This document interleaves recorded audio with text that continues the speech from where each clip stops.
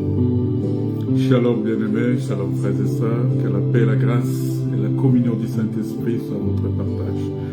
Seigneur notre Dieu, nous te disons merci pour ton amour, ta bonté et ta fidélité, parce que tu es Dieu, parce que tu es Seigneur, parce que tu es le roi des rois, parce que tu es celui qui nous a créés à ton image et à ta ressemblance.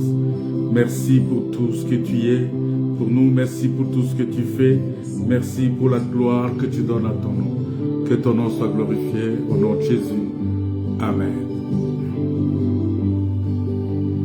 Le grand jour s'est levé, Dieu nous a visités. Voici le temps nouveau, chantons gloire à l'agneau.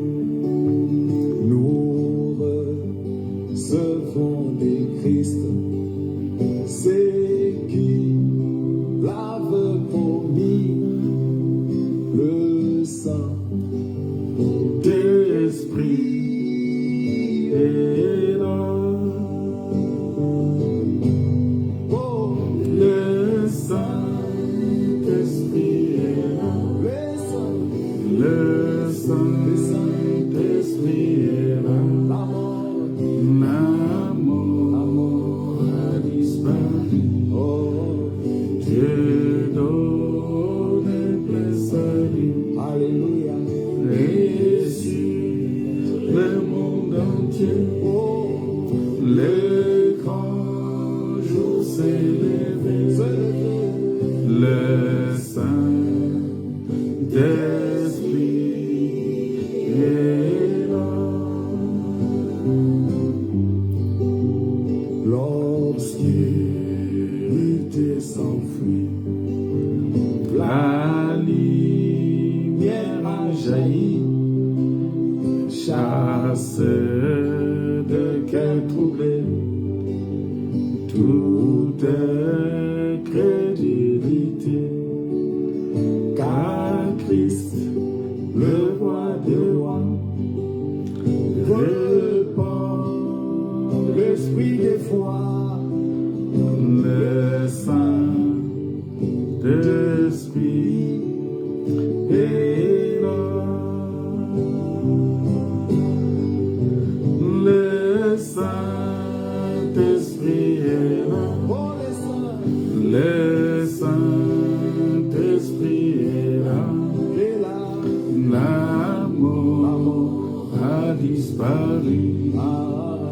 Dieu donne plein salut. Alléluia. Et sur le monde entier, oh, le grand jour s'est levé. Le Saint-Esprit est là. Le grand consolateur viens remplir tous les cœurs, l'esprit de vérité nous met en liberté. Il ouvre les prisons, répand la guérison. Le Saint-Esprit est là. Oh, le Saint-Esprit est là. Le Saint-Esprit est là.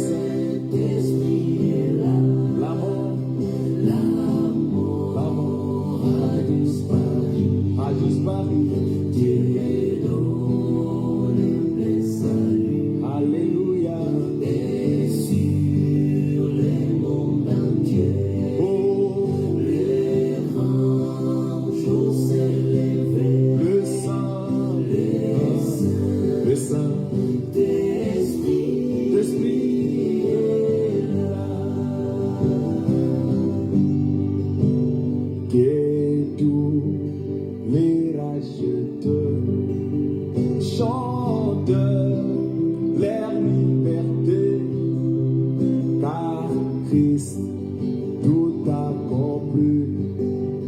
Il a donné l'esprit, voyeux, tremble l'enfer, car dans tout l'univers, le Saint-Esprit est là. Encore une fois, que tout l'éternel, que tout le rachète, chante leur liberté. Christ a tout accompli. Il a donné l'esprit, voyez trembler l'enfer, le diable tremble, car dans tout l'univers, le Saint-Esprit est là. Le Saint-Esprit est là. Le Saint-Esprit est là. La mort a disparu. Dieu donne un plein salut. Alléluia.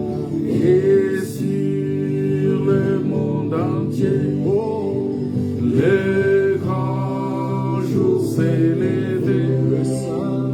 Le Saint-Esprit est là.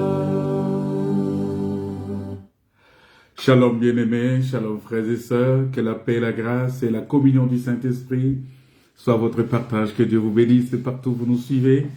Et nous rendons grâce à Dieu pour ce moment agréable, ce moment qu'il nous a donné pour partager sa parole. C'est un moment de joie, un moment de paix, un moment de bénédiction, parce que nous croyons que notre Dieu, c'est un Dieu puissant, c'est un Dieu véritable. Vous savez, c'est toujours une joie d'être là, surtout quand il s'agit de partager la bonne nouvelle du royaume. La bonne nouvelle du royaume, c'est quelque chose de très, très, très important, du royaume des cieux. Voilà. Il faut qu'on soit toujours très précis quand on dit bonne nouvelle du royaume, mais il faut qu'on le précise que c'est une bonne nouvelle du royaume des cieux. Pourquoi nous précisons? Parce que hier, j'ai partagé avec les frères ici quelque chose et qui a retenu mon attention. J'ai lisé ce texte-là depuis toujours, mais hier, j'ai vu encore une autre chose. Vous voyez, j'ai vu encore une autre chose de très, très, très important dans Matthieu chapitre 4. Ça, c'est juste l'introduction. Dans Matthieu chapitre 4, le verset 8. Vous voyez, verset 8 jusqu'à verset 11. Qu'est-ce qui est dit là-bas? Il est dit ceci, que le diable le transporta encore sur une montagne très élevée, lui montra tous les royaumes du monde. Il y a une précision là-bas. Il lui montra tous les royaumes du monde et leur gloire. C'est-à-dire, le diable, en d'autres termes, il lui a enseigné tout le royaume du monde et leur gloire. C'est très important à retenir, à comprendre. C'est-à-dire que le diable, il a transporté Jésus, il l'a placé sur une montagne très élevée, mais là, au lieu qu'il lui enseigne le royaume des cieux, il va lui enseigner, c'est-à-dire il dit, il lui montre, parce que montrer aussi, dans un autre sens, veut dire enseigner. Donc nous comprenons ici que l'enseignement du diable, le diable ne peut pas enseigner le royaume des cieux. Non. Voilà pourquoi Jésus vient avec un enseignement pour bloquer ça. Il dit, cherchez premièrement le royaume des cieux et sa justice. Parce que le diable, lui, il montre seulement le royaume du monde et leur gloire. C'est-à-dire le royaume du monde, tout ce qui est de ce monde, tout ce qui est de la gloire dans ce monde. Parce que le diable ne peut pas montrer, ne peut pas enseigner le royaume des cieux, ne peut pas montrer aux gens les avantages, les valeurs, la puissance du royaume des cieux. Il ne peut pas. Il n'a pas cet enseignement-là. Son enseignement est seulement focalisé sur le royaume du monde et leur gloire. Donc, on vous montre la gloire du royaume de ce monde. C'est pourquoi vous avez beaucoup de prédicateurs qui enseignent, qui peuvent vous enseigner, qui peuvent vous dire des choses. Ils vous disent, bon, vous allez rentrer dans votre gloire, vous allez rentrer dans votre destinée. Ils vous enseignent, ils vous lisent seulement aux choses de ce monde. Quand ils enseignent, ils vous présentent seulement les choses de ce monde, sans vous présenter les royaumes des cieux. Bien aimés, ça, ce sont des agents de Satan. Il y a beaucoup d'agents de Satan aujourd'hui qui se sont déguisés, qui sont passés pour les prédicateurs, hein, de la bonne nouvelle du royaume. Et ils vont dire, nous prêchons le royaume. Mais quel royaume? Ils prêchent le royaume de ce monde et leur gloire. Ils montrent le royaume de ce monde et leur gloire. Ils montrent la gloire qui est liée à l'argent, au mariage, aux maisons, au voyage. Vous voyez, et vous avez des prédicateurs qui vous prêchent pour que quelqu'un jeûne pour les visas, pour les ceci, pour cela. Donc, pour les biens de ce monde, on pousse les gens, hein, alors que nous devons, la Bible dit que nous devons travailler, hein, je dois travailler durement pour le salut. Or, le salut, c'est lié au royaume des cieux, vous voyez, hein, vous voyez, c'est que... Mais les gens vont t'amener à travailler simplement pour la gloire de ce monde, pour le bien, la gloire de ce monde. Il y a des gens qui ont pris seulement pour la gloire de ce monde, pour le royaume de ce monde. Et c'est très, très, très dangereux. Donc, ce sont des choses que nous devons comprendre. Voilà pourquoi, lorsque nous nous retrouvons comme ça, c'est pour qu'on puisse nous présenter les royaumes des cieux, hein, et sa justice, les royaumes des dieux, et sa justice, c'est très important. Parce que si tu ne connais pas le royaume des cieux, mais ça dit que tu vas rester seulement, hein, dans ce monde, avec tout ce qui va avec dans ce monde. Et c'est pas logique. J'ai deux petites observations que je voudrais... Bon, je ne sais pas si c'est une observation ou c'est pas... Il y a beaucoup de débats sur les réseaux sociaux, voilà, j'ai lu ça un peu quelque part, des débats sur cette histoire de l'inspiration, de l'écriture, tout ça, l'inspiration est plus forte que l'écriture, il y a d'autres qui sont pour, il y a les uns qui sont pour, il y a d'autres qui sont contre, et ainsi de suite, ça fait vraiment débat. Je pense que c'est un débat satanique et c'est un débat inutile. Tous ceux qui sont versés dans ces débats-là, ils sont en train de jouer le jeu de l'ennemi. L'ennemi est en train de distraire, le diable est en train de distraire les gens inutilement. Parce que déjà, en lisant les Écritures, on comprend tout de suite que il n'y a pas l'un sans l'autre. Vous voyez? C'est-à-dire qu'ils sont intimement liés. Ils sont vraiment soudés, ils sont liés entre l'écriture, l'inspiration, l'écriture, révélation. Ce sont des choses qui sont liées. Mais je pense qu'il y a une petite confusion dans la tête des gens. La confusion est à quel niveau? La confusion est au niveau que les gens ne comprennent pas que la parole de Dieu elle-même dit que toute écriture est inspirée de Dieu. C'est-à-dire avant qu'on mette, la Bible dit que c'est poussé par le Saint-Esprit que les hommes ont écrit de la part de Dieu. Vous voyez? C'est-à-dire, c'est poussé par le Saint-Esprit. Et ça, c'est ça l'inspiration en fait. Quand on dit poussé par le Saint-Esprit, ça dit que c'est inspiré de Dieu, c'est poussé par Dieu que les gens ont écrit. C'est-à-dire, on ne peut pas écrire quelque chose qui n'est pas poussé de Dieu. Il faut que ça soit d'abord inspiré. Vous voyez, c'est-à-dire que les Écritures saintes, voilà, on parle des Écritures saintes. Les Écritures saintes sont poussées par le Saint-Esprit. C'est-à-dire c'est insufflé, c'est donné par le Saint-Esprit. C'est-à-dire le Saint-Esprit vient inspirer, le Saint-Esprit vient parler. Regardez quelqu'un comme Moïse. Il n'était pas à la Genèse quand Dieu a créé les cieux et la terre. Et en ce moment-là, il n'y avait pas d'écriture. Il n'y avait pas. Il n'y avait pas d'écriture en ce moment-là. Mais Dieu a révélé, Dieu a inspiré, a donné tous les détails de tout ce qui a été fait. Et Moïse, quand il écrit, il n'a pas consulté un document quelconque. Il a consulté, c'est Dieu qui lui a donné ça. Ouais, et c'est ça l'inspiration, en fait. Ça vient de Dieu. Et c'est cette inspiration-là qui va accoucher les Écritures. Mais maintenant, si tu veux révéler ou si tu reçois une révélation,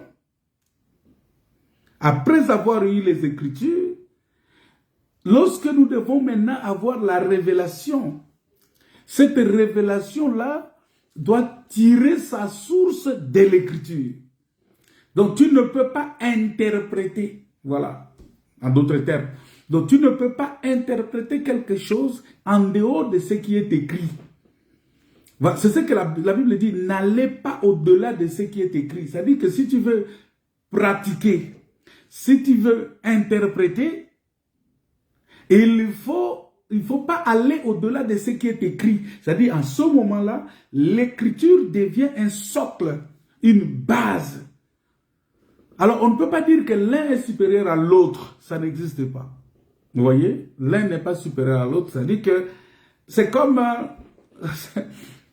l'homme, la femme est née de l'homme, et aujourd'hui, l'homme est né de la femme. Vous voyez? C'est-à-dire que la femme vient de l'homme,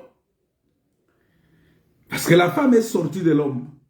Mais aujourd'hui, l'homme est né de la femme. Vous voyez? Donc, il n'y a pas l'un qui est plus fort que l'autre. Pourquoi? Parce qu'il y a une possibilité que nous appelons la capacité d'autorité.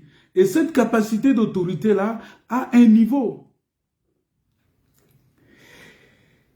Il y a un niveau par rapport à ça. Ça dit que l'autorité parce que c'est une question d'égalité de nature, mais qui n'a jamais signifié une similitude dans le rôle. Vous voyez? C'est une égalité de nature, mais qui ne signifie pas une similitude dans le rôle et les fonctions attribuées à l'un ou l'autre. Vous voyez? Et c'est comme ça que nous devons comprendre les Écritures. C'est comme ça que nous devons comprendre les choses. C'est-à-dire, il y a un rôle. Le rôle qui a été donné pour que cette inspiration-là puisse accoucher l'Écriture, et le rôle que nous avons aujourd'hui en interprétant cette Écriture. Lorsque nous rentrons dans l'interprétation, nous ne devons pas interpréter, nous ne devons pas révéler quelque chose. Oh non, j'ai reçu une révélation. Mais toute révélation que tu peux recevoir aujourd'hui, c'est pourquoi l'apôtre Paul dit que si quelqu'un croit être révélé, qu'il sache que moi aussi, tu vois, qu'il soit inspiré ou révélé, voilà, qu'il sache que je suis aussi moi, inspiré de Dieu. Vous voyez? Ça veut dire que dans ça, nous devons comprendre que c'est que les prophètes, on va parler un peu de ça peut-être. Bon, je ne vais pas rentrer vraiment dans ces histoires-là. Comme j'ai dit, je ne veux pas rentrer dans ça. La parole de Dieu dit, il n'y a plus ni homme ni femme. C'est-à-dire qu'il n'y a pas d'homme sans la femme. Il n'y a pas de femme sans l'homme. Vous voyez, c'est quelque chose qui est véritablement complémentaire. Et parce qu'il y a ce qu'on appelle l'autorité de direction. Donc, l'homme a ce qu'on appelle une autorité de direction. Et la femme a une autorité d'influence et de soutien. Vous voyez? Ça veut dire quoi? L'inspiration a une autorité de direction. C'est ça qui a conduit aux hommes d'écrire de la part de Dieu. Et les Écritures ont une autorité d'influence et de soutien. C'est-à-dire que c'est ça le soubassement de toute chose. Donc, comme cela est mis, l'inspiration qui vient de Dieu est mise par écrit, tout ce que nous devons faire maintenant, nous devons le faire sur base de ce qui est écrit. C'est ça, c'est-à-dire l'autorité d'influence. Nous sommes aujourd'hui sous l'influence du Saint-Esprit, mais basée sur les Écritures. Donc l'autorité d'influence et de soutien, et c'est ça le rôle entre l'homme et la femme. Donc la femme a une autorité. Parce qu'il y a des gens qui pensent qu'une femme dans un foyer n'a pas d'autorité. C'est faux. La femme a une autorité, mais quelle autorité? Elle a une autorité d'influence et de soutien. Parce que on n'enseigne peut-être pas assez cela. Si Dieu a créé la femme pour être une aide semblable à l'homme, ça veut dire que dans l'homme, il y avait une insuffisance. Alors, on ne présente pas assez l'insuffisance de l'homme.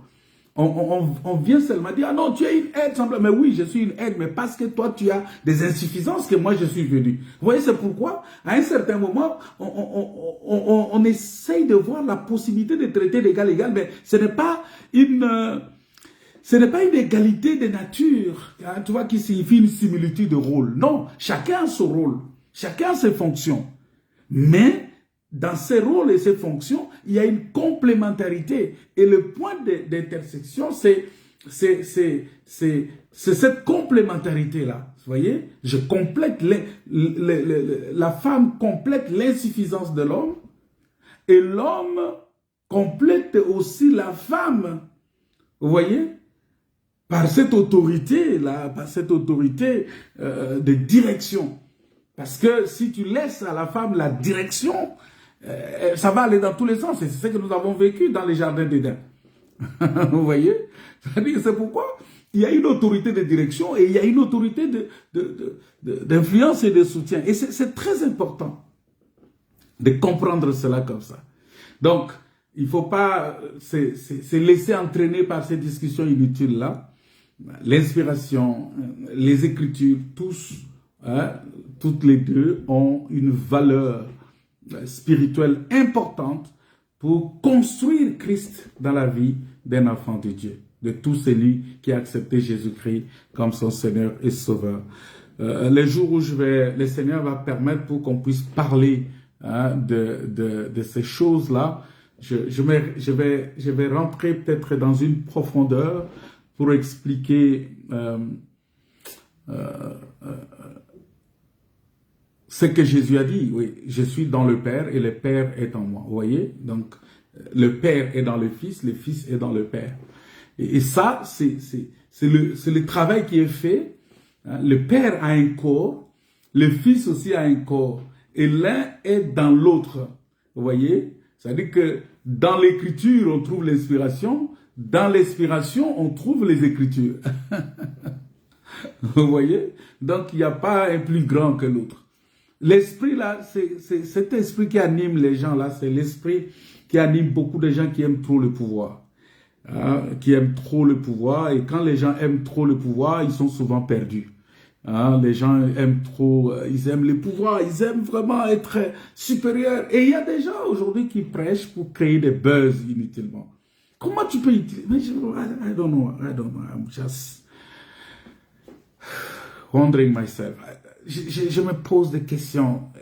Comment tu peux utiliser la parole de Dieu pour créer des buzz à ce niveau-là? C'est quand même horrible. C'est vraiment horrible. Mais que Dieu nous aide, que Dieu nous soutienne, que Dieu nous garde. La deuxième observation que j'ai, c'est que, bien aimé, nous devons faire très attention. Nous sommes aujourd'hui dans le monde où quelqu'un devient saint quand il meurt. Quand il est vivant, personne ne fait cas de la personne, on ne montre pas véritablement l'amour quand la personne est vivante. On attend, vous voyez, quelqu'un qui, peut-être qu'on négligeait tout ça, quand il va mourir, c'est là où on va chercher à acheter un cercueil très cher. Non, on va lui rendre un dernier hommage. Il faut quand même qu'il soit enterré dignement. Mais non, mais quand il vivait encore, pourquoi vous ne l'avez pas fait vivre dignement? Et vous attendez qu'il meure pour qu'il soit enterré dignement. Mais est-ce que vous savez même l'importance de lorsqu'on enterre quelqu'un?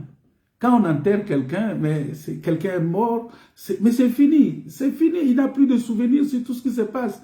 Vous faites tous vos choses, non, on va lui acheter un caveau. Mais le caveau là, vous achetez, on peut venir enterrer une autre personne dedans. Vous voyez, ça dit que les gens sont tellement dépourvus de sens, dépourvus de l'intelligence, de l'amour Les gens ont perdu le sens de l'amour. Et tu vas voir que cette personne-là, aujourd'hui, je suis là avec vous. Je ne vous vois pas, je ne me vois pas dans vos statuts. Vous ne me postez pas dans vos statuts, vous ne postez pas les prédications que j'ai fait là. Maintenant, vous suivez ça. Vous ne publiez pas ça. Mais quand je vais mourir, c'est là où vous allez commencer à chercher. Ah, vous prenez une prédication, vous prenez mes photos, vous allez je ne sais pas où, vous cherchez mes photos, vous commencez à poster ça partout. Avec des... Mais vraiment, quelle hypocrisie. Vous êtes tous des hypocrites. Vous êtes tous des hypocrites. Tu ne m'aimes pas maintenant, tu ne me parles pas, tu fais des choses, tu ne te soucies pas, tu te poses même pas la question comment je vis, comment je suis. Et quand je ne suis pas là, c'est en ce moment-là que tu vas... Mais comment on peut montrer l'amour après la mort de quelqu'un? Comment on peut montrer l'amour après la mort de quelqu'un? C'est-à-dire quelqu'un est mort, c'est à ce moment-là qu'on montre l'amour. Et vous voyez, les églises aujourd'hui sont devenues des purgatoires sans se rendre compte. C'est-à-dire les gens pensent que quand quelqu'un meurt, on peut les sanctifier en ce moment. De son vivant, il est peut-être... vous savez que c'est quelqu'un qui a une mauvaise vie, c'est quelqu'un qui est ceci, tout ça. Mais dès qu'il meurt, il est sanctifié automatiquement. Alors je me pose la question. La mort nous sanctifie? Alors tout le monde va entendre mourir pour devenir un saint, pour devenir quelqu'un de bien. Mais quelle hypocrisie! Et vous allez voir que même dans les églises, on va organiser les obsèques avec faste, tout ça, pour dire, ah non, non, il était... Et tous les témoignages du bien de cet homme, alors que de son vivant, il était vilipendé. Il était vilipendé, il était détruit, il était cassé, il était... Mais c'est quelle hypocrisie! Même dans les familles, c'est des choses que nous vivons. C'est des choses que nous vivons. Et malheureusement, c'est venu aussi dans les églises. Oui, c'est là où j'ai dit que la politique et les églises aujourd'hui, les églises de réveil, les églises en général, sont en train d'abrutir les gens d'une drôle de façon. Et on montre aux gens, c'est-à-dire les églises aujourd'hui sont en train d'abrutir les gens au nom de, oh non, bon, qu'est-ce qu'on fait? C'est la volonté de Dieu. Ah non, laisse seulement frère, c'est Dieu et tout ça. Vous voyez, c'est un abrutissement lent. Et intellectuellement, ce n'est pas correct. Même spirituellement, ce n'est pas correct. C'est pas correct. Tu ne peux pas dire que, bon, voilà, tout ça. Mais quelqu'un qui est là, vous ne l'aidez pas. Je vois ma soeur en train de souffrir. Je vois mon frère en train de souffrir. Je ne fais rien. Et j'attends qu'il meure pour que j'apporte un gros soutien. Je donne beaucoup d'argent pour qu'on l'enterre dignement. Il y a même des gens qui sortent beaucoup d'argent. Mais quand tu avais appris que la personne était malade, qu'est-ce que tu as fait? Est-ce que tu as même prié pour lui? Même, bon, je ne dis pas que tu as donné l'argent, mais la prière seulement. Est-ce que tu as prié pour la personne? Quelle hypocrisie, quel mal, vraiment, quelle malhonnêteté. Que Dieu nous aide vraiment, que Dieu nous aide, que Dieu nous aide à faire les choses de la bonne manière et à faire les choses bien. À faire bien les choses, que Dieu vraiment nous aide, mes frères et sœurs. Et je ne veux pas que cet esprit-là rentre parmi les saints. Vous voyez, dans les assemblées des saints, les rassemblements des saints, tout ça, que ces esprits-là ne viennent pas au milieu de nous. C'est un mauvais esprit, c'est un esprit maléfique, c'est un esprit très dangereux que nous devons chasser, que nous devons détruire au nom de Jésus-Christ et proclamer l'amour. Nous devons proclamer l'amour. Nous devons vivre de l'amour. Et l'amour est quelque chose de très important. Il y a trop d'hypocrisie aujourd'hui, trop d'hypocrisie. Tu me vois dans une situation qui n'est pas correcte. Tu préfères me critiquer, tu préfères parler mal de moi à côté, sans venir me voir pour chercher à sauver mon âme. Mais tu es un sorcier. Vous voyez, tu es sorcier. Il faut que Dieu nous aide à faire des choses avec amour, avec empathie. Vous voyez, avec compassion. Il faut que nous ayons de la compassion, de l'empathie, vraiment de l'affection pour nos frères et sœurs, hein, pour nos parents, pour nos frères, nos enfants, nos amis, pour vraiment que nous ayons cet amour-là. C'est très important que nous ayons cet amour-là. N'attendez pas que quelqu'un meure et vous commencez à le poster dans vos statuts. Non, toi tu ne me postes pas maintenant dans tes statuts. Tu ne postes pas les prédications que j'ai fait maintenant. Et après, quand je vais mourir, tu commences à aller chercher mes prédications. Tu coupes un morceau. Tu vas publier ça avec des paroles, tout ça. Tu me fais des éloges pendant que je suis déjà mort. Mais c'est quoi cette histoire-là? C'est quoi? C'est quoi? Et tu commences même à proclamer que non, il est allé tout droit au ciel. Il est allé auprès du Seigneur. Il est allé se reposer, tout ça. Mais qui te dit? Est-ce que tu es dans mon intimité avec Dieu?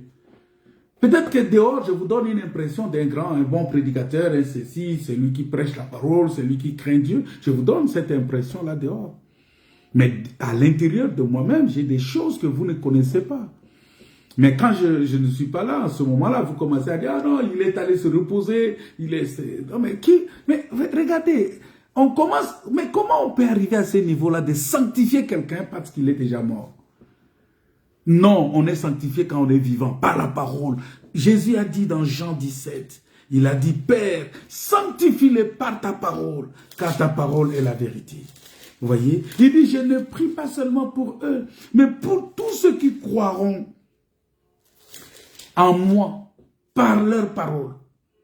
Vous voyez? C'est-à-dire que la sanctification, c'est maintenant, par la parole de Dieu. Par l'enseignement que nous recevons maintenant, la sanctification, c'est maintenant, frère. Ce n'est pas demain. N'attendez pas demain pour commencer à dire, ah non, le frère là, il est un héros, tout ça. Tu vois, oh, un héros est tombé. Oh, et ceci, c'est là. Mais vraiment, et des fois, cette même personne-là, quand elle était vivante encore, tu étais le premier à le vilipender. Tu étais le premier à l'écrire. Mais dis donc, arrêtez cette histoire-là, arrêtez ça, s'il vous plaît. S'il vous plaît, s'il vous plaît. S'il vous plaît, arrêtez. Arrêtez ça. Parce que Dieu se moque de nous. Vous savez, il est écrit dans Psaume, hein, que Dieu est au ciel, il nous regarde comme ça, il rit. Il se moque de nous. Il se moque de nous. Ça, c'était une deuxième observation. J'aimerais vraiment juste attirer l'attention de tous les frères et sœurs, de tous ceux qui cherchent Dieu. Vous devez savoir que quand quelqu'un meurt, c'est fini. Il n'y a aucune action spirituelle à faire. C'est-à-dire que quand il meurt, là, il n'y a aucune action spirituelle après. Oh, prions que son âme repose en paix. Non, ça ne peut pas.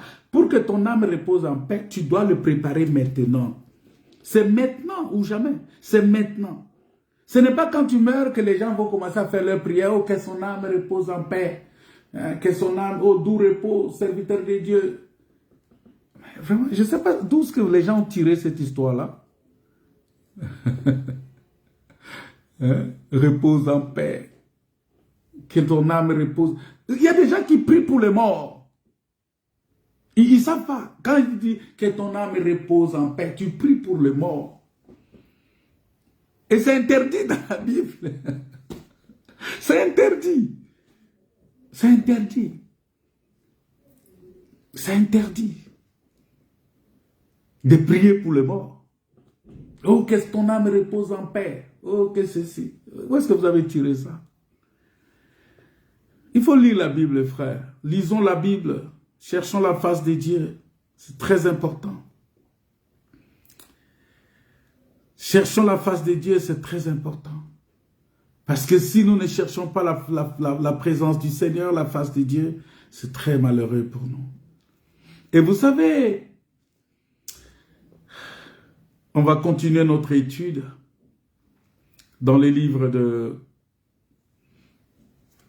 Je reprends encore Ésaïe chapitre 8.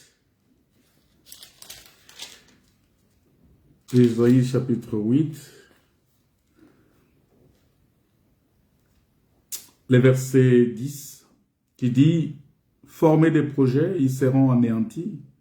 Donner des ordres, ils seront sans effet, car Dieu est avec nous. » Dieu est avec nous. Alors même si vous formez vos projets, ils seront sans effet. Ils seront anéantis. Ces projets-là seront anéantis. Donc quand vous formez vos projets, ils seront anéantis. Ça ne marchera pas. Ça ne marchera pas. Parce que Dieu est avec nous. Le Seigneur, il est au milieu de nous. Il est avec nous, ce Dieu-là. On va lire Actes des Apôtres, chapitre 10, verset 38. Qu'est-ce que la parole de Dieu dit? Il faut sortir de l'hypocrisie, mes frères et sœurs. Sortons de l'hypocrisie. C'est pas bon. L'hypocrisie, ça tue. Ça détruit. C'est une mauvaise chose, l'hypocrisie. Comment tu peux prier pour quelqu'un qui est déjà mort? Oh, que ton âme repose en paix. On prépare le repos maintenant. Jésus a dit, venez à moi, vous tous qui êtes fatigués, chargés, je vous donnerai du repos. C'est maintenant qu'il nous donne du repos. C'est maintenant qu'il nous donne du repos, pas demain. C'est-à-dire que, mais lisez la parabole de l'homme riche et de pauvre Lazare. Vous allez comprendre tout ça. C'est-à-dire, après avoir quitté cette terre, il n'y a plus d'autres options. Il n'y a plus d'autres options. Toutes les possibilités sont là maintenant. Tu acceptes la parole, tu prépares ton repos maintenant, et c'est ce repos-là qui va te conduire.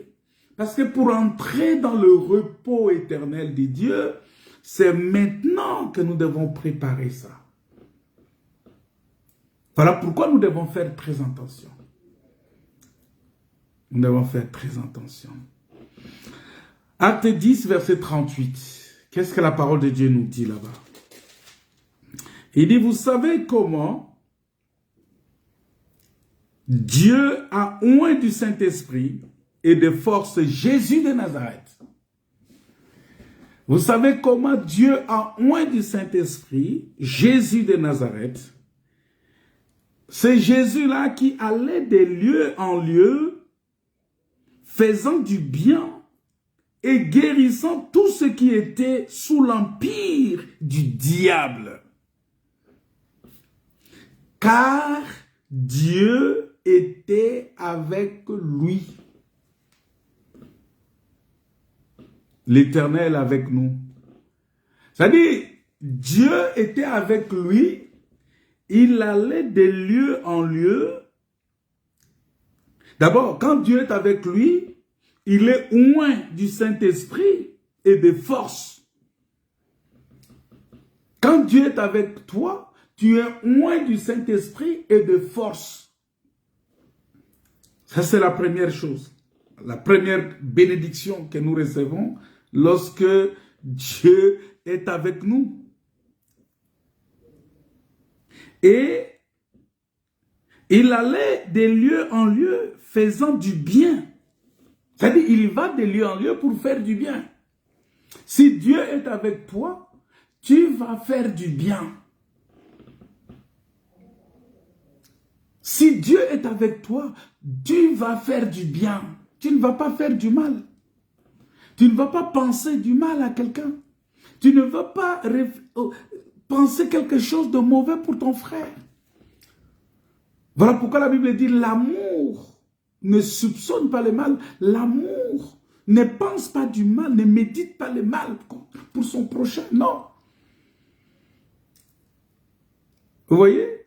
C'est-à-dire que il dit, faisant du bien et guérissant tout ce qui était sous l'empire du diable.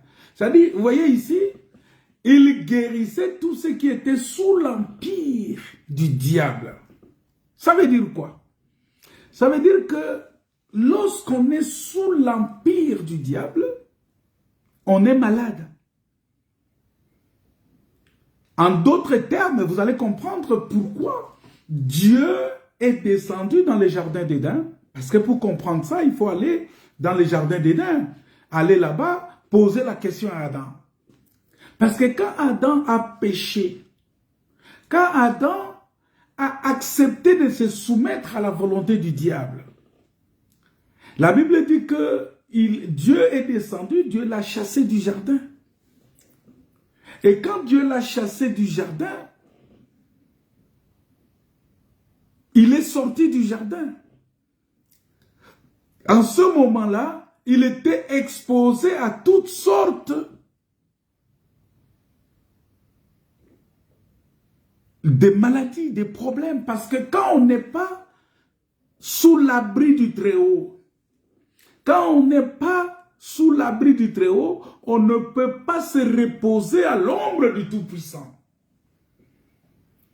Et en ce moment-là, on est exposé, on n'a plus de couverture, on n'a plus de protection. Et c'est ce que Moïse avait compris, que Dieu, si tu ne marches pas avec nous, nous n'avancerons pas, nous ne partirons pas d'ici. Parce que Moïse savait que si Dieu n'est pas avec eux, s'ils partent sans Dieu, quelque chose de grave va leur arriver parce qu'ils ne seront pas protégés, ils ne seront pas gardés.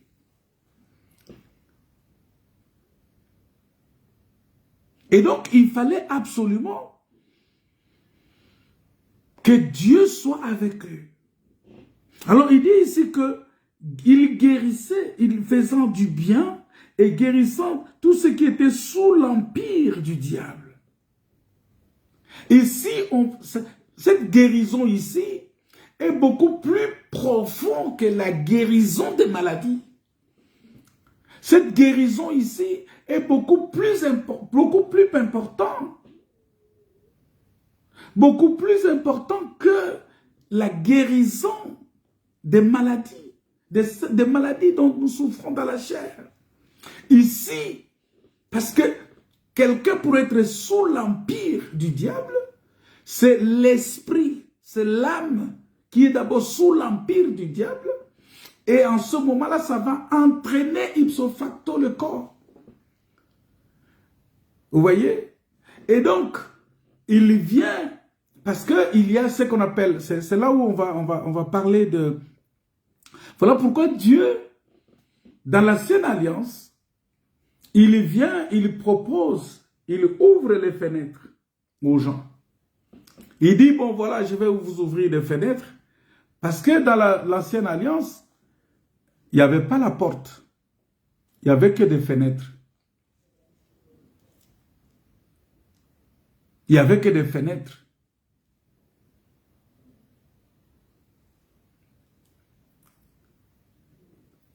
Et ces fenêtres-là, c'est ce que nous appelons les prophètes.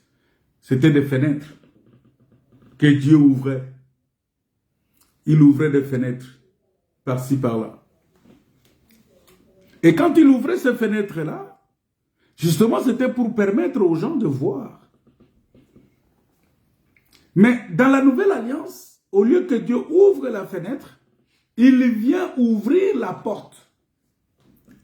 Parce que c'est Jésus-Christ qui est la porte. Il a dit, je suis la porte des brebis. C'est lui, il est la porte. Les Moïse, les Élie, tout ce monde-là, ils étaient que des fenêtres.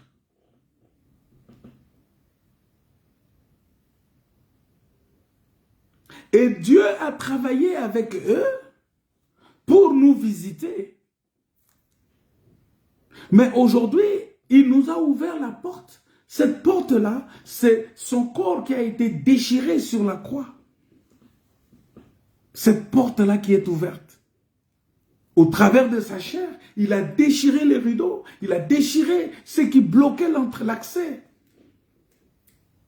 Et aujourd'hui, nous avons une porte ouverte devant nous. Il dit que voilà, je suis moi-même la porte.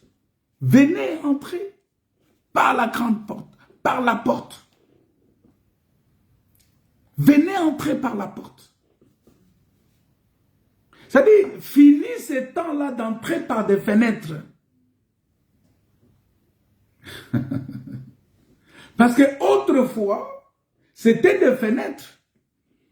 Autrefois, Dieu nous a parlé par des prophètes. Qui, eux, n'étaient pas des portes. Parce que personne ne pouvait entrer par un prophète pour aller au ciel. Voilà pourquoi la Bible dit que nul n'est allé au ciel, parce qu'il n'y avait pas la porte. Il n'y avait que des fenêtres. Et pour entrer par... La fenêtre nous permet seulement de voir. Mais on ne peut pas entrer par la fenêtre.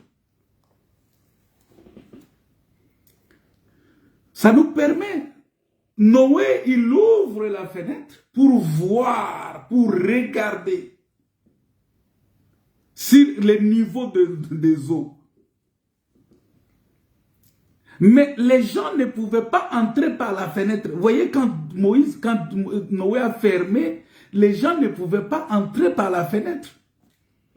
Noé avait la possibilité d'ouvrir la fenêtre, mais les gens ne pouvaient pas entrer par cette fenêtre-là. Donc pour entrer, il fallait que la porte s'ouvre. Et cette porte-là, c'est Jésus-Christ, c'est l'évangile éternel. C'est cet évangile ici que nous vous présentons. C'est cet évangile parce que dans cet évangile, il y a l'évangile de gloire. Voilà pourquoi, quand vous lisez Apocalypse, on dit que l'évangile donnait gloire à Dieu. Vous voyez, l'évangile de gloire, c'est ça. Dans cet évangile, on enseigne la crainte de Dieu. C'est ce qu'on appelle l'évangile, la bonne nouvelle du royaume de Dieu. Pas la bonne nouvelle du royaume du monde, mais la bonne nouvelle du royaume des cieux. C'est-à-dire que ce que nous devons rechercher maintenant, il dit, affectionnez-vous aux choses d'en haut. Où Jésus est parti, il est allé nous préparer une place et il viendra nous chercher pour que nous soyons avec lui. Affectionnons-nous. Donc le royaume des cieux, la bonne nouvelle du royaume des cieux.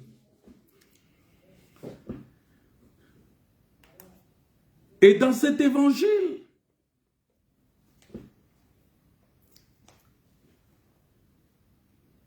il y a aussi l'évangile de paix. L'évangile de Christ. L'évangile qui est la parole de Dieu. Donc, personne n'a vu Dieu. Personne n'est monté au ciel parce que la porte était fermée. Mais on ouvrait seulement des fenêtres. Le Seigneur ouvrait des fenêtres. Il a ouvert des fenêtres. Il a ouvert la fenêtre pour Israël. Il a ouvert la fenêtre pour ceci. Il a envoyé des prophètes. Dieu autrefois nous a parlé par des prophètes. C'était des fenêtres de l'Éternel. Les fenêtres que le Seigneur utilisait pour voir, pour nous regarder. Dieu a vu la souffrance du peuple. Par la fenêtre. Il a ouvert la fenêtre. Il a vu la souffrance du peuple. Cette fenêtre-là, c'était qui? Moïse.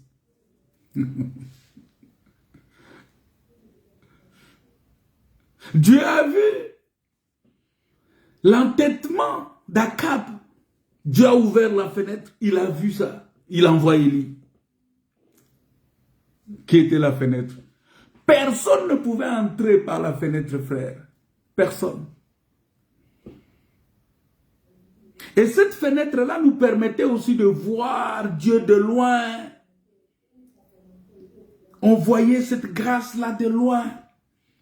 Voilà pourquoi la Bible dit que les prophètes qui nous ont enseigné ces choses,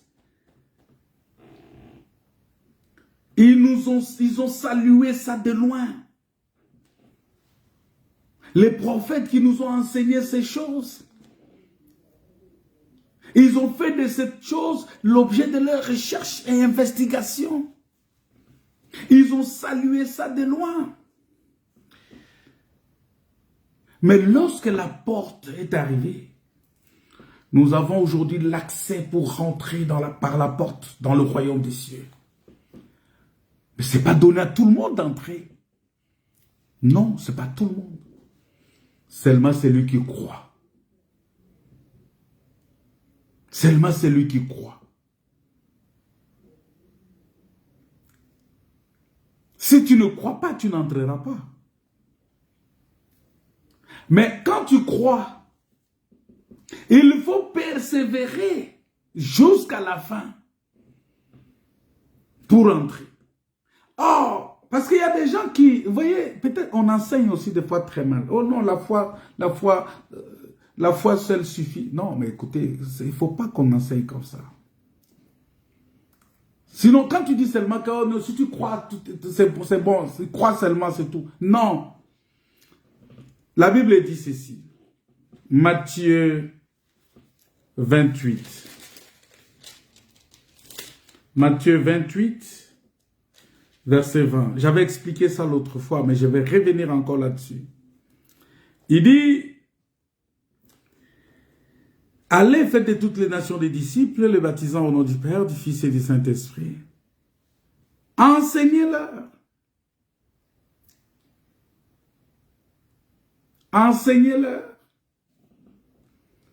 C'est-à-dire que lorsque nous recevons les enseignements, c'est une bonne chose. Recevoir les enseignements comme nous recevons maintenant, c'est une bonne chose. Aimer les enseignements, c'est une bonne chose. Accepter les enseignements, c'est-à-dire aimer l'enseignement, c'est une bonne chose. Mais ça ne s'arrête pas là. On dit enseignez-leur à observer. Alors, quand on parle de observer, c'est ça ce qu'on appelle, parce que tu crois, mais tu dois produire les œuvres de la foi. Tu ne peux pas dire que je crois en Dieu et tu ne produis pas les œuvres de la foi. Ça veut dire que tu n'observes pas ce que Dieu a prescrit. Et il dit, voici, je suis avec vous. Oh, je bénis le Seigneur, il est avec nous. Et s'il est avec nous, cette parole des actes des apôtres va s'accomplir en nous. Cette parole que nous avons lue dans Actes des Apôtres, chapitre 10, verset 38, va s'accomplir. C'est-à-dire que nous serons en mesure de guérir ceux qui sont sous l'empire du diable. Voilà pourquoi, bien-aimé, pour tester ta foi, pour tester la puissance de la parole, il faut que tu sois, est-ce que j'ai aidé quelqu'un à sortir de l'empire du diable? Est-ce que tu évangélises? Est-ce que tu parles de Jésus-Christ aux gens? Est-ce que tu prêches la bonne nouvelle du royaume? Est-ce que tu enseignes la parole de Dieu aux gens? Est-ce que tu as le souci de l'âme des autres? C'est ce que j'ai dit avant ici, que nous entendons que quelqu'un meurt pour dire oh, que ton âme repose en paix, alors que cette même personne-là, tu la voyais dans une situation pas propre. Et tu étais là, pour toi c'était normal, mais maintenant qu'il meurt, tu dis oh, que ton âme repose en paix. Il va se reposer en paix comment? Est-ce qu'il était sous l'abri du Très-Haut? L'abri du Très-Haut pour se reposer à l'ombre du Tout-Puissant. Et on rend souvent des témoignages que nous, même devant Dieu, on a des difficultés pour justifier ça. Oh non, il a combattu le bon combat. Non, c'est lui-même, j'avais déjà enseigné ça ici. C'est lui-même qui doit dire que j'ai combattu le bon combat. Ce n'était pas Timothée qui a dit ça de Paul. Que non, mon père, tu as combattu le bon combat, tu as achevé ta course. Non. C'est Paul lui-même qui a dit de lui-même que j'ai combattu le bon combat, j'ai achevé la course. Voici maintenant la couronne de gloire m'est réservée. Non pas seulement à moi, mais à tous ceux qui, tout ça, vous voyez. Ça dit que il a lui-même, parce que le Saint-Esprit a rendu témoignage à son esprit qu'il est un enfant de Dieu. Oh, quelle grâce que nous avons reçue du Seigneur de rentrer par la porte. Et aujourd'hui, nous sommes là, nous entrons par la porte du salut.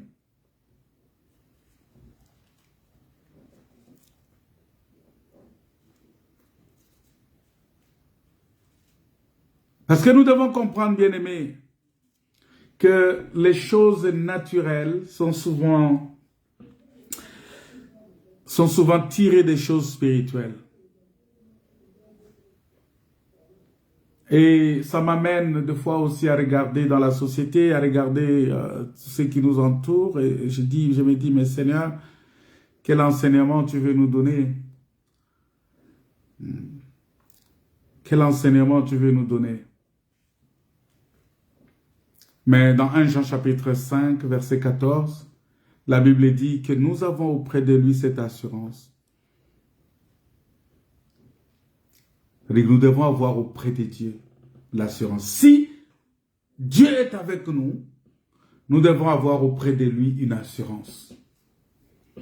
L'assurance de salut, l'assurance d'être protégé, l'assurance d'être gardé, l'assurance d'être guéri, l'assurance d'être soutenu, l'assurance. Nous devons avoir cette assurance-là. Et c'est ça la foi. Ouais, la foi est une ferme assurance. Si Dieu est avec toi, tu dois marcher dans la foi. Parce que, bien-aimé dans le Seigneur, la présence du Seigneur a une puissance. La présence du Seigneur a une puissance.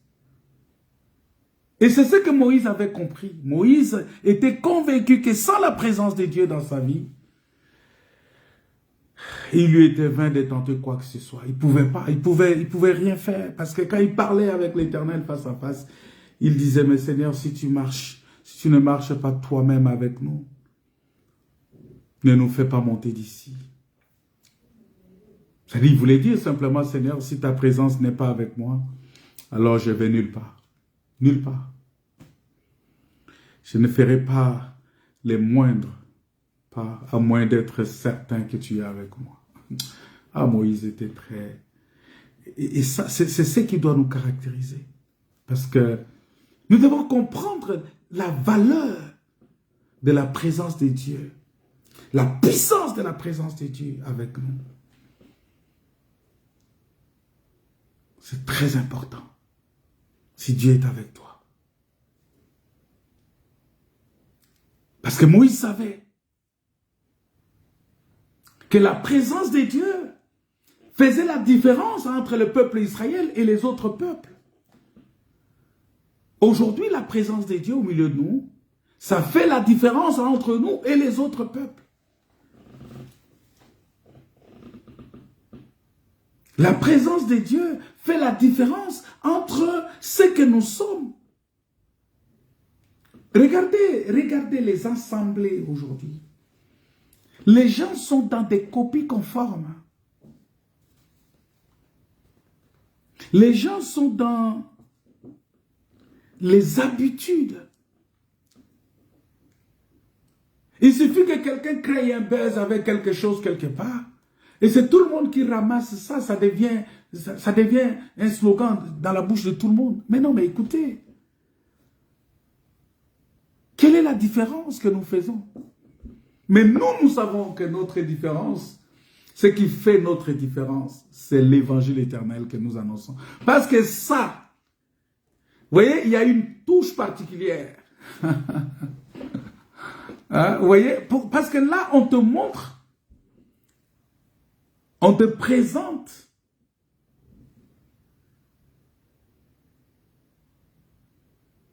Dieu dans l'homme, l'homme en Dieu. On te présente la création. On te démontre comment Dieu, il a créé les cieux et la terre. Et il faut qu'il apporte la lumière pour que chacun puisse se reconnaître, que le ciel puisse se reconnaître qu'il est le ciel et que la terre puisse se reconnaître qu'il est la terre. Et que chacun garde sa bande, car chacun reste à sa place. Mais les deux doivent communiquer. Le ciel doit communiquer avec la terre doit communiquer avec les cieux.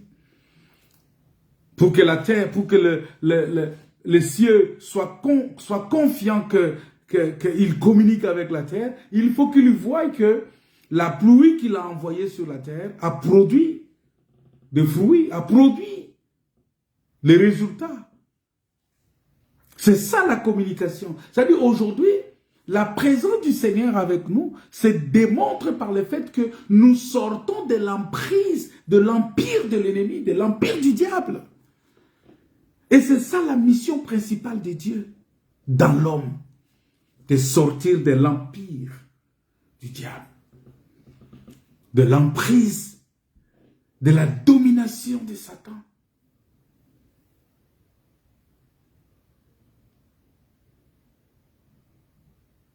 Dieu veut que tu sois sauvé, que tu sortes de cette domination-là. Parce que, vous savez, moi, mon problème, ce n'est pas que les autres sont guidés comment. Non, moi, mon problème, c'est que Dieu soit avec nous. Tel que toi et moi, on est là, on écoute la parole là. Que Dieu soit avec nous, c'est tout. Je ne vais pas aller regarder les autres, chercher à juger, tel a fait ça, tel a... Non, ça ne me regarde pas. Ça ne me regarde pas. Ce qui me préoccupe, que Dieu est avec moi. Que Dieu est avec toi qui est avec moi. Parce que tel qu'on est là, on est dans une communauté.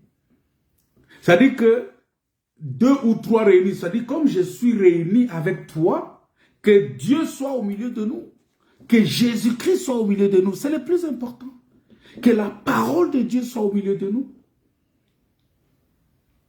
Je ne cherche pas à savoir quand les autres se sont réunis, est-ce que Dieu est au milieu d'eux ou qu'est-ce qui se passe. Non, ce n'est pas mon problème. Moi, mon problème, c'est que 2 ou 3 réunis, c'est-à-dire ces 2 ou 3 réunis, là, c'est toi, moi et la sœur, vous voyez, la sœur Adéline, la sœur Laure, la sœur Chantal, toutes ces sœurs-là, la sœur Shirley, toutes ces sœurs-là, on s'est dit, bon, et les frères, tout ça, on est réunis, et en se réunissant, est-ce que Dieu est au milieu de nous? Et nous devons expérimenter cela. C'est-à-dire qu'il faut que nous sortons de l'empire du diable. Parce que la mission, Dieu n'a pas oint Christ pour nous donner l'argent, pour distribuer l'argent aux gens. Dieu n'a pas oint Christ pour marier les gens. Dieu n'a pas oint Christ pour distribuer des maisons aux gens. Dieu n'a pas oint Christ pour que les gens s'achètent des voitures.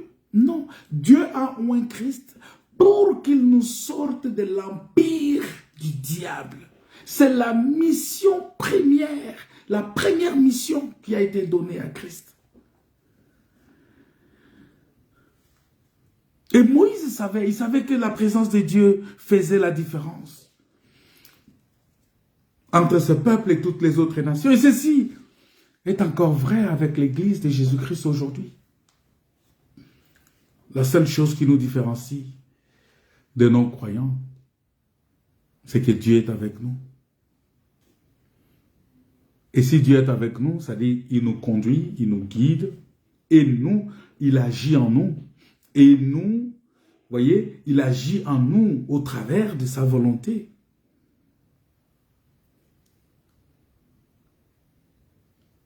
Et c'est seule sa volonté qui s'est faite. Nous marchons selon sa volonté. Nous marchons selon ce qu'il nous dit. Et nous produisons les œuvres de la foi. C'est ça le plus important. Bien-aimés, nous agissons, nous devons agir selon un seul principe. Par la seule façon pour nous d'être guidés, d'être gouvernés. Parce que Israël, leur seule façon de faire, d'être guidés, de survivre dans les déserts, c'était simplement d'avoir la présence de Dieu avec eux. Et nous, aujourd'hui, notre capacité à faire la guerre, notre capacité à survivre, notre capacité à vivre, notre capacité à traverser les moments difficiles, les tempêtes, toutes ces choses-là, c'est de nous assurer que Christ est avec nous, que Dieu est avec nous. Bien-aimés, quand la présence de l'Éternel est au milieu de nous, alors personne ne peut nous nuire. Personne. Personne. Personne ne peut nous nuire. Mais sans lui, sans Dieu, nous sommes aussi sans secours. Nous sommes sans secours, nous sommes vraiment, véritablement réduits en néant, et on ne peut rien faire. Voilà pourquoi moi, ma priorité, c'est de placer ma confiance à l'Éternel. Bien-aimé, quel que soit le combat que tu dois avoir, quel que soit l'ennemi que tu dois affronter,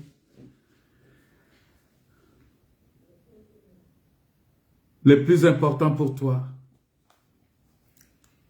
c'est de t'assurer que Dieu est avec toi. Parce qu'il a promis. Dans Exode 33, il dit que je marcherai moi-même avec toi et je te donnerai du repos. Il marchera. Il marchera avec nous. Il dit, je marcherai moi-même avec toi et je te donnerai du repos.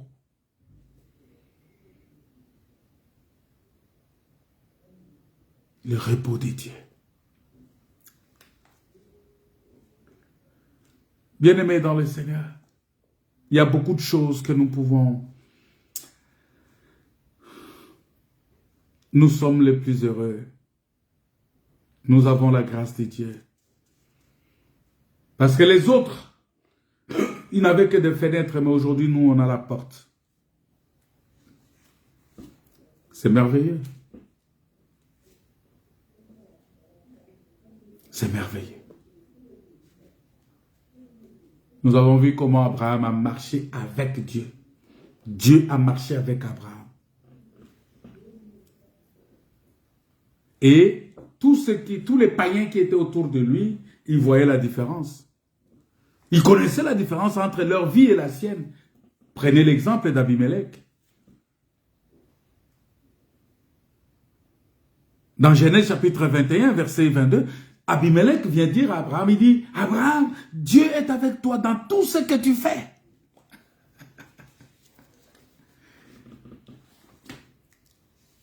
Dieu est avec toi.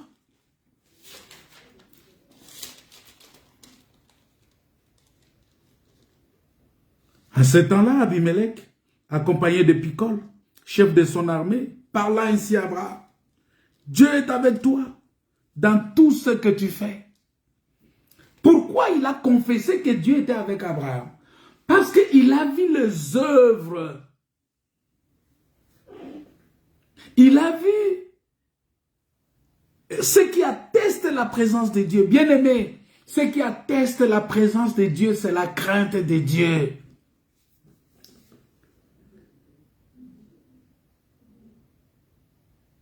Ce qui atteste que la présence de Dieu au milieu de nous, c'est la crainte de Dieu.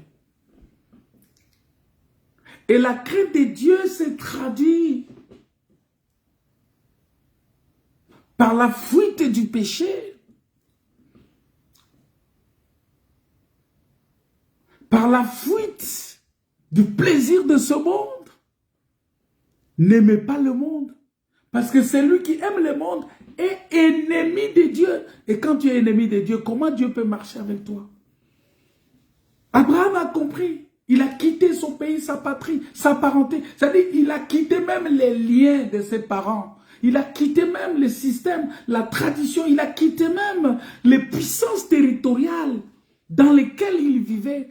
Les totems. Il a quitté toutes ces choses. Il a quitté les esprits traditionnels, les esprits ancestraux, les esprits maléfiques qui se sont... Parce qu'il y a plusieurs sortes de... Vous voyez, de domination des autorités. Il a quitté toutes ces choses-là. Et il s'est remis parce que Dieu lui a dit, va vers le pays que moi je t'indiquerai. C'est-à-dire quoi? C'est-à-dire, Abraham était guidé par Dieu. Abraham était conduit par Dieu. C'est-à-dire, il pouvait aller en Égypte, c'est Dieu qui l'a amené là-bas. Il pouvait aller chez Abimelech, c'est Dieu qui l'a amené là-bas. Et partout où il partait, quelle que soit la situation qu'il va rencontrer, Dieu le rendait toujours victorieux. Il était toujours victorieux dans tout. Voilà pourquoi si tu te laisses conduire par Dieu, Bien-aimé, tu vas être victorieux dans tout, quelle que soit la situation dans laquelle tu vas te retrouver. Oh non, là où tu es là, vraiment, c'est compliqué, c'est dur, ça ne va pas marcher. Non, tu es avec Dieu, ça va marcher. Ça va marcher parce que Dieu est avec toi. Il est avec toi. Abimelech vient dire, il vient parler en ces termes à Abraham. Il dit, Abraham, Dieu est avec toi dans tout ce que tu fais. Ah, mais ces rois païens là, il disait à Abraham, il y a quelque chose de différent avec toi. Dieu, il te guide, il te préserve, il te bénit. Où que tu ailles, il est avec toi. Il est avec toi. Et c'est la même chose que Dieu a promis à Josué. La même chose que Dieu a promis à Josué. Qu'aucun ennemi ne pourrait t'affronter tant que la présence de Dieu t'accompagnerait. Non, aucun. Il dit, nul ne tiendra devant toi. Tous les jours de ta vie, parce que je suis avec toi, comme je l'ai été avec Moïse. Nul ne tiendra devant toi. C'est-à-dire, Dieu est avec toi, nul ne tiendra devant toi. Parce que je ne te délaisserai pas. Je ne t'abandonnerai pas. Il dit, fortifie-toi et prends courage. Je vais m'arrêter là aujourd'hui. C'est dans Josué chapitre 11, versets 5 à 6. Parce que quand l'Esprit de Dieu est présent, bien-aimé, il nous donne la force, il nous donne le courage. Parce qu'aucun ennemi ne peut nous nuire. Rien, rien ne peut nous nuire. Ça ne veut pas dire qu'il n'y aura pas d'ennemis. Ça ne veut pas dire qu'il n'y aura pas d'attaque. Ça ne veut pas dire qu'il n'y aura pas de problème. Il y aura toujours ces choses. Il y aura la famine, il y aura des difficultés, il y aura des disettes, il y aura toutes ces choses-là. Il y aura des tempêtes, il y aura des vents, il y aura des maladies, il y aura des... Toutes ces choses, il y en aura. Il y aura toutes ces choses-là. Mais Dieu va nous sortir de là. C'est pourquoi la Bible dit, le malheur atteint souvent le juste, mais le Seigneur l'en délivre toujours. Mais le Seigneur, là, il est où? Il est avec toi. C'est le Seigneur qui est avec toi qui te délivre. Le Seigneur l'en délivre toujours. C'est très important. Vous voyez, c'est très important. Voilà pourquoi, bien-aimé dans le Seigneur, quand l'Esprit de Dieu, quand Dieu est présent, quand Dieu est avec toi, il ne t'abandonne pas, il ne te délaisse pas, il dit nul ne tiendra devant toi. Voilà, nous allons nous arrêter là. J'avais parlé de ça autrefois, que l'Éternel était avec Gédéon, il a appelé vaillant héros. Si Dieu est avec toi, c'est quelque chose d'extraordinaire.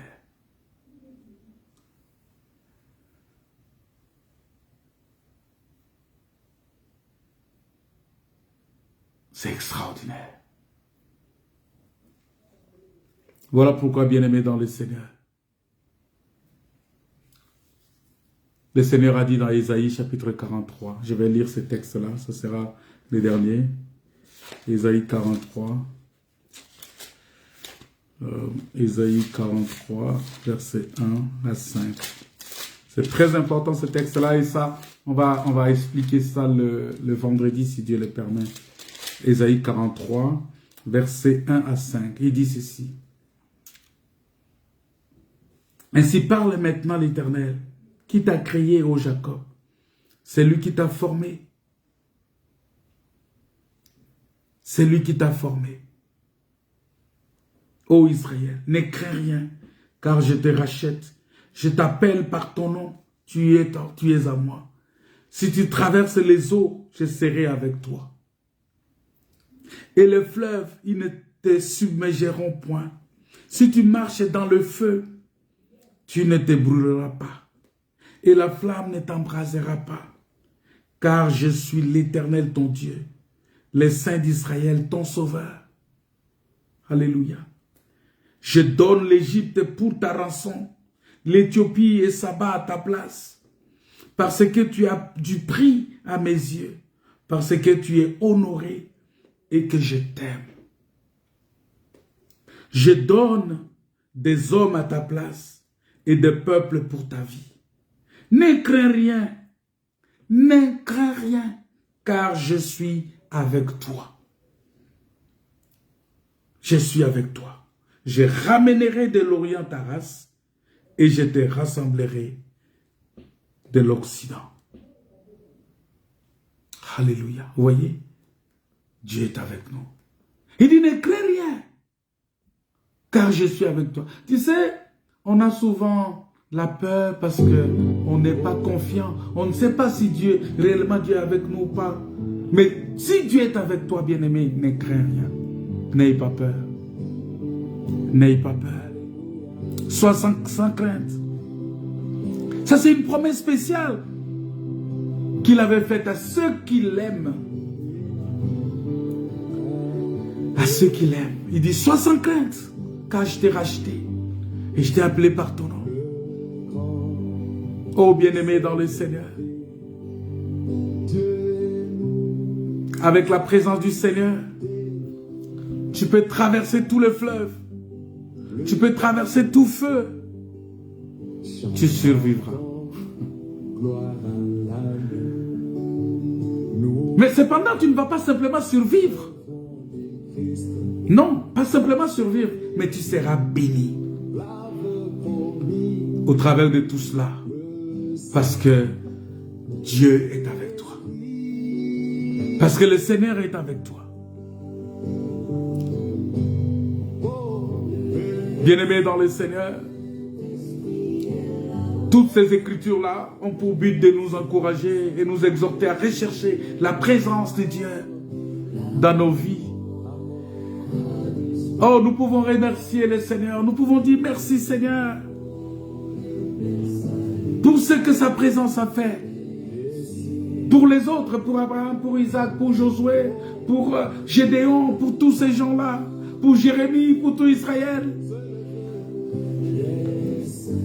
Parce que chacun de nous aussi possède un puissant témoignage de ce que la présence de Dieu a fait dans sa vie. Qu'est-ce que la présence de Dieu a fait dans ta vie? Et c'est ce que nous devons, c'est pour cela que nous devons rendre grâce à Dieu. Je bénis le Seigneur.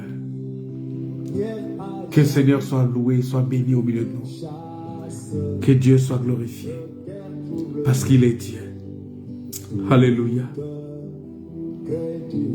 Que Dieu soit glorifié. Qu'il soit loué. Alléluia. Si vous lisez dans 2 Chroniques chapitre 15, vous allez voir comment Dieu, il dit que, tu peux tout aussi bien venir en aide à un fort qu'à un faible. Seigneur, viens à notre aide. J'ai vu comment Asa a invoqué l'Éternel, son Dieu. Viens à notre aide, Seigneur, l'Éternel, notre Dieu. Car c'est sur toi que nous nous appuyons. Et nous sommes venus en ton nom contre cette multitude. Et nous avons vu comment l'Éternel a fait battre les Couchites par Asa. Parce que c'est très important lorsque tu es rassuré de la présence de Dieu avec toi. La présence de Dieu au milieu de toi. La présence de Dieu dans tout ce que tu fais. Il est ton Dieu. Il est ton Créateur. Que Dieu vous bénisse. Que Dieu vous comble de sa grâce. Que Dieu vous soutienne. Que Dieu soit avec vous. Il veut. Et le secret pour maintenir la présence de Dieu, n'oublie pas comment tu as reçu cette présence-là. N'oublie pas. Parce qu'il faut maintenir la présence de Dieu. Si tu l'as, il faut maintenir. Mais comment? C'est-à-dire, à ne pas oublier comment tu l'as eu. Cette présence. Comment Dieu s'est manifesté en toi. Comment Dieu a fait des choses dans ta vie. Comment ça s'est passé.